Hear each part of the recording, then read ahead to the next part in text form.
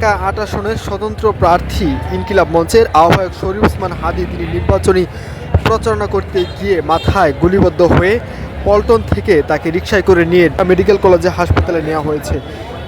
আমরা দেখতে পাচ্ছি যে তার ভর্তি করাকে কেন্দ্র করে এখানে উপচে পড়া ভিড় রয়েছে, অসংখ্য গণমাধ্যম কর্মী রয়েছে এবং আশেপাশে আইনশৃঙ্খলা বাহিনী রয়েছে, যাতে এখানে কোনো উপচে পড়া ভিড় না হয় এবং অন্যান্য রোগী যারা আছেন তাদের চিকিৎসা নিতে ব্যাঘাত না ঘটে। আমরা কয়েকজন হাদীর সতীর্থদের সাথে কথা বলে জানতে পেরেছি, তারা বলছেন যে জুমার নামাজের পর মসজিদে তাদের লিফলেট বিলি কর্মসূচি ছিল, কথা ছিল লিফলেট বিলি শেষে তারা সবাই সোহরাওয়ার্দী উদ্যানে জড়ো হয়ে দুপুরে খাবার খাবেন, আলোচনা করবেন। এরই মধ্যে হাদীর উপর হামলার খবর আসে। ওসমান হাদীর সতীর্থরা ঢাকা মেডিকেল কলেজে বি নেগেটিভ রক্ত খুঁজছেন। তারা বলছেন ঢাকা মেডিকেলের জরুরি বিভাগে হাদীর প্রচুর রক্তক্ষরণ হয়েছে, চিকিৎসকরা রক্ত জোগাড় করতে বলছেন।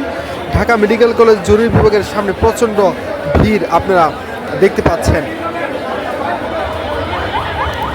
আমরা চিকিৎসকের বলাতে জানতে পেরেছি ওসমান হাদীকে মাথায় গুলিবদ্ধ অবস্থায় হাসপাতালের জরুরি বিভাগে নেওয়া হয়েছে, সেখানে আইসিইউতে রেখে তার চিকিৎসা চলছে। জুমার নামাজের আগে বেলা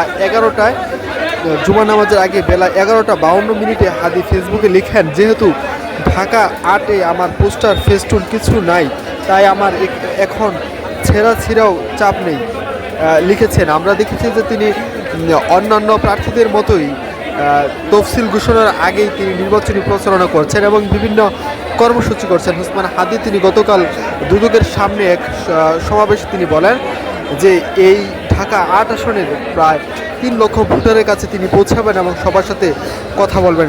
যে ভোটাররা তাকে সমর্থন দিচ্ছে তিনি তাদের প্রতি কৃতজ্ঞতা প্রকাশ করছেন।